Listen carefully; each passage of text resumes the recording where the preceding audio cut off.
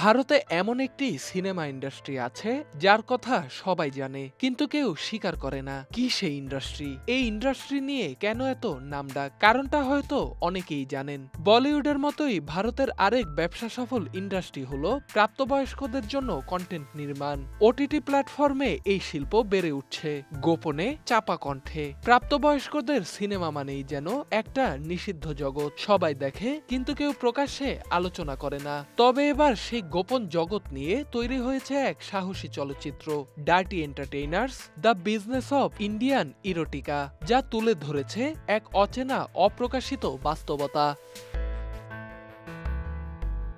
এই তথ্যচিত্র পরিচালনা করেছেন হিনা ডিসুজা। মুক্তি পেয়েছে ওটিটি প্ল্যাটফর্ম ডকুবেতে।